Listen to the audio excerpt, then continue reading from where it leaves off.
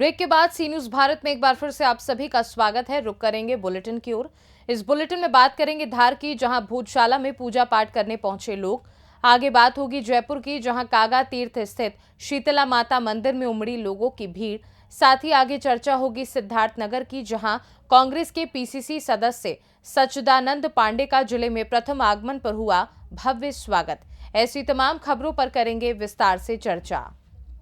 खबर बालोद से है, जहां जिले के वनांचल क्षेत्र में कांकेर लोकसभा के प्रत्याशी भोजराज नागजी और केंद्र में माननीय मोदी जी के लिए समर्थन मांगते हुए बालोद विधानसभा प्रभारी नंद कुमार ओझा, शक्ति केंद्र प्रभारी कोचवही रुद्र प्रकाश साहू, बूथ क्रमांक 258 सह संयोजक और सरपंच ग्राम पंचायत पूर्ण नरसिंह साहू, बूथ अध्यक्ष देवा यादव, बूथ सचिव राम कुमार साहू, गिरवर बजरंग नारायण साहू, मनीराम नेताम, रवि नारायण साहू, अजय आत्माराम साहू, रामदेव कुंजाम, बाबूलाल सिन्हा, भाजपा की कार्यकर्ता आदि उपस्थित और घर घर झंडा बनते हुए। बालोद से सी न्यूज संवाददाता रमेश कुमार चेलक की रिपोर्ट। खबर धार से है, जहां माननीय उच्च न्यायालय इंदौर के आदेश के बाद धार की भोजशाला में आर्कियोलॉजिकल सर्वे ऑफ इंडिया के द्वारा सर्वे किया जा रहा है। 22 मार्च से शुरू सर्वे का आयोजन आज 12वां दिन है। मंगलवार होने से बड़ी संख्या में हिंदू समाज के लोग दर्शन पूजन के लिए भोजशाला पहुंचे। आपको बता दें कि प्रति मंगलवार हिंदू समाज भोजशाला में मां सरस्वती का पूजन और हनुमान चालीसा का पाठ सहित भजन कीर्तन करते हैं। वहीं लोगों ने सुप्रीम कोर्ट के आदेश को लेकर कहा कि माननीय सुप्रीम कोर्ट का यह आदेश है कि सर्वे पर रोक नहीं लगेगी और बिल्डिंग में किसी प्रकार की कोई छेड़छाड़ नहीं होगी। बिना किसी छेड़छाड़ के ही एएसआई की टीम सर्वे कर रही है। देखिए, मेरा नाम कुलदीप तिवारी है। जो याचिका संख्या 10/484 है और एक याचिका है 10/497/2022। ये दोनों अपनी ही याचिका हैं, जिसमें से 10/484 है वो Kuldeep Tiwari versus union of India, उसको माननीय इंदौर हाई कोर्ट ने मेन याचिका बनाई है। तो दोनों याचिकाएं विशेष प्रयोजन के साथ लगाई गई हैं और हमारा सौभाग्य है कि हमारी बात सुनी गई माननीय न्यायालय ने। हमने तथ्यों के साथ बातों को रखा है। उन्होंने एएसआई सर्वे का निर्देश दिया है। सर्वे में बहुत सारी चीज़ें निकल के आ रही हैं। मुझे जो जानकारी है, सर्वे में एक तलगृह भी मिला हुआ है, सीढ़ियाँ भी मिली हुई हैं तलगृह में अंदर जाने के लिए, जो अभी तक दबा हुआ था। तो जब हम तलगृह का भी सर्वे करेंगे तो उसमें भी बहुत सारे फैक्ट्स आएंगे जो अभी तक छुपे हुए थे, अब लोगों के समक्ष आएंगे। तो इंदौर हाई कोर्ट में जो याचिका है 10/484 के अंतर्गत, उसको मेन केस बना करके आगे की कार्रवाई हो रही है। हमारे साथ में अशोक जैन जी भाई साहब हैं, गोपाल शर्मा जी हैं, राजेश शुक्ला जी भाई साहब, इन सब लोगों का बड़ा सहयोग रहा उस केस को करने में और सब लोगों ने मिल करके ही इस केस को आगे बढ़ाया है और निश्चय ही हम लोग इस पर पूर्ण विजय प्राप्त करेंगे बहुत शीघ्रता से। आपने भी सर्वे में शामिल होने की मांग की थी? हाँ, सर्वे में शामिल होने के लिए ऑर्डर है हमारा और उसमें ऑर्डर में माननीय इंदौर हाई कोर्ट में ने ये लिखा हुआ है, ऑर्डर दिया है कि 2 या जो रिप्रेजेंटेटिव्स हैं फ्रॉम बोथ द पेटिशंस, तो 2 पेटिशंस उसमें मेंशन है। वो 10/484 497 की बात हो रही है। क्योंकि मैं लखनऊ में रहता हूँ तो मैं रोज़ सर्वे में यहाँ सम्मिलित नहीं हो सकता हूँ। आज मैं आया हूँ, आज पूजा में भी भाग लिया है, सर्वे में भी आज रहूँगा। तो इस तरीके से हमने याचिका में कहा था कि जो ये प्रशासन की गलती है कि उन्होंने नोटिस 10/484 के याचिका करता है उनको नहीं जारी करी थी। 10/484 में 2 याचिका करता है, तो उनको भी नोटिस जारी करनी चाहिए थी। तो ये प्रशासन की तरफ से गलती है, तो उसके रेक्टिफिकेशन के लिए हमने लगाया हुआ है न्यायालय में और आज संभवतः उस पर सुनवाई भी होगी। कोर्ट में कल बहस हुई थी और कल सुप्रीम कोर्ट ने साफ साफ ये कह दिया है कि सर्वे विधिवत जायज इट इज, जो माननीय हाईकोर्ट का निर्णय है उसके आधार पर जारी रहेगा। सर्वे में किसी प्रकार की कोई रोक नहीं लगेगी, किसी भी प्रकार से बिल्डिंग को छेड़छाड़ नहीं करनी है, ये माननीय सुप्रीम कोर्ट ने कहा हुआ है। तो बिल्डिंग को सर्वे में हम वैसे भी छेड़छाड़ नहीं कर रहे हैं, तो किसी भी प्रकार से बिल्डिंग का कोई तोड़फोड़ तो वैसे भी नहीं हो रहा है। तो ये एक संदेश देना चाहते थे कोर्ट, उन्होंने दिया, हम उसका पालन कर रहे हैं। एएसआई उसका पालन कर रही है, तो बिल्डिंग से कोई छेड़छाड़ नहीं होनी है। सर्वे जारी रहेगा, खुदाई भी होगी, कार्बन डेटिंग भी होगी, खंभों से लेकर के, जमीन से लेकर के, मूर्तियों से लेकर के जो भी साक्ष्य हम निकाल सकते हैं वो सारे साक्ष्य निकलेंगे। धार मध्य प्रदेश से सी न्यूज संवाददाता प्रकाश जोशी की रिपोर्ट। खबर जयपुर से है, जहां जोधपुर कागा तीर्थ स्थित शीतला माता मंदिर में आज शीतला मां मेला ध्वजारोहण के साथ शुरू हो गया है। गाजे बाजों के साथ प्रथम पूज्य भगवान गणेश और मां शीतला के पूजन के बाद मंदिर शिखर पर ध्वजारोहण किया गया। इस दौरान आज सप्तमी पर माता को भोग लगाया गया। घर में भी शीतला माता, ओरी माता, अचपड़ाजी और पंतवारी माता का प्रतीक बनाकर पूजन किया गया।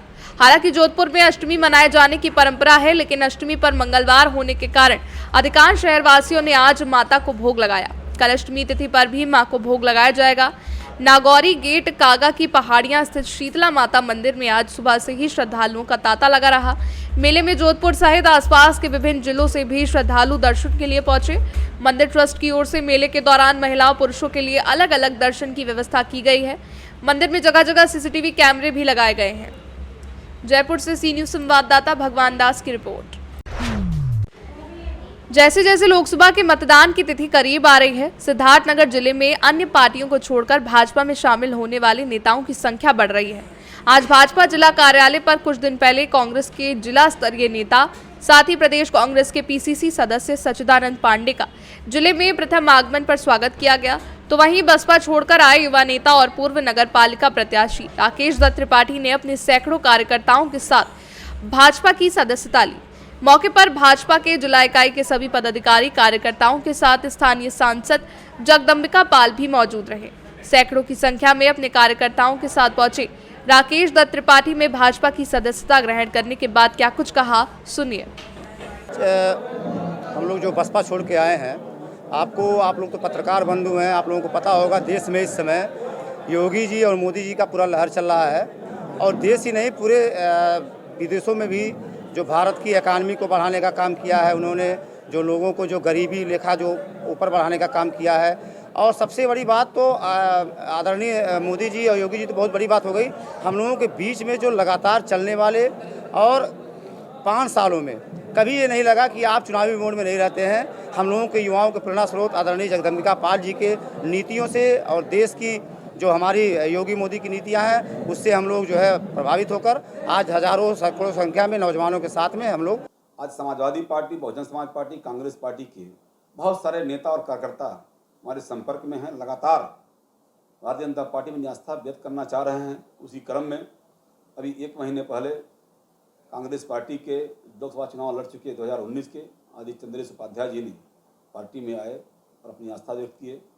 इसी प्रकार से आज कांग्रेस पार्टी के बड़े नेता जो पीसीसी के प्रदेश कार्यकारिणी के मेंबर हैं, वो भारतीय जनता पार्टी के प्रदेश कार्यालय अपनी आस्था व्यक्त किए, पार्टी में आए। आज उनका प्रथम आगमन था। और आज ही बहुजन समाज पार्टी से नगर पालिका का चुनाव लड़ चुके पिछले चुनाव में ऐसे राकेश दत्त त्रिपाठी जी बहुजन समाज पार्टी को छोड़ करके आज अपनी भारतीय जनता पार्टी में आस्था व्यक्त किए। इन सभी को मैं शुभकामना देता हूं, बहुत सही समय पर और जल्दी भारतीय जनता पार्टी में आए, क्योंकि पूरा देश इस समय मोदीमय और राममय हो चुका है और सबको लग रहा है, पूरे देश के लोगों को, इस देश का उत्थान कोई कर सकता है तो भारतीय जनता पार्टी कर सकती है। सिद्धार्थनगर से सी न्यूज संवाददाता धर्मेंद्र कुमार की रिपोर्ट। खबर सीतामढ़ी से है, जहां नानपुर थाना क्षेत्र के टिकहा में एनएच के सड़क किनारे और बोखरा थाना क्षेत्र के माईसौथा के समीप एनएच 527C के सड़क किनारे सुबह सुबह 2 अज्ञात युवक का शव बरामद किया गया है। हालांकि दोनों शवों की पहचान नहीं हो पाई है। वहीं घटनास्थल पर डीसीपीओ पुपरी अतनु दत्ता और बोखरा थाना प्रभारी त्रिपुरारी कुमार राय अपने दलबल के साथ मौके पर पहुंचकर छानबीन में जुटे। डीएसपी अतनु दत्ता ने बताया कि 2 अलग अलग जगहों पर एक ही दिन में 2 शव मिलने से ये प्रतीत हो रहा है कि कहीं और जगह से लाकर शव को यहां रखा गया है। हालांकि जांच की जा रही है। यहाँ रखा हुआ है, घटना की गई है, इसकी जांच की जा रही है। अभी तक किसी व्यक्ति के द्वारा पहचान नहीं की गई है। हम लोग इससे पहचान कराने की कोशिश कर रहे हैं। तो 2 लाश हो गया ना, बोखरा और नानपुर में? हाँ, नानपुर में ठिकहा में है और ये बोखरा, दोनों एक ही एनएच पर है और 6 किलोमीटर के डिस्टेंस पे निर्माणाधीन एनएच है। ये कहीं से बाहर से ला के यहाँ रखा हुआ ऐसे प्रतीत होता है, प्रथम दृष्टया प्रतीत होता है। बिहार से सी न्यूज संवाददाता रवि कुमार की रिपोर्ट। खबर सूरजपुर से है, जहां सेंट्रल बैंक के ग्राहकों से 20,57,600 रुपए की छल पूर्वक ठगी करने वाले आरोपी कमीशन एजेंट को थाना सूरजपुर पुलिस ने गिरफ्तार किया है। मुखबिर की सूचना पर आरोपी अभिषेक प्रताप सिंह को ग्राम खोड़ थाना ओड़गी से पुलिस ने घेराबंदी कर पकड़ा। पूछताछ करने पर आरोपी ने बताया कि बैंक में जो ग्राहक अपना पैसा जमा करने के लिए आते थे, उनकी जमा पर्ची में बैंक का सील लगाकर अपना हस्ताक्षर कर पावती दे देता था और पैसे को अपने पास रख लेता था। बैंक ग्राहकों से जो रकम मिली, उस रकम से गांव में अपने पिता के नाम से जमीन खरीदी है, मकान दुकान बनवाया है, साथ ही चाचा को ट्रैक्टर खरीदने में पैसे दिए हैं। आरोपी की निशानदेही पर सील जमीन क्रय करने संबंधी दस्तावेज और महिंद्रा ट्रैक्टर को जब्त किया गया। आरोपी को गिरफ्तार कर जेल भेज दिया गया है। सूरजपुर से सी न्यूज संवाददाता सुरेंद्र साहू की रिपोर्ट। ये तो थी न्यूज बुलेटिन की कुछ खास खबरें। वक्त है एक छोटे से ब्रेक का। ब्रेक के उस पार हम आपको और भी तमाम बड़ी खबरों से करवाएंगे रूबरू।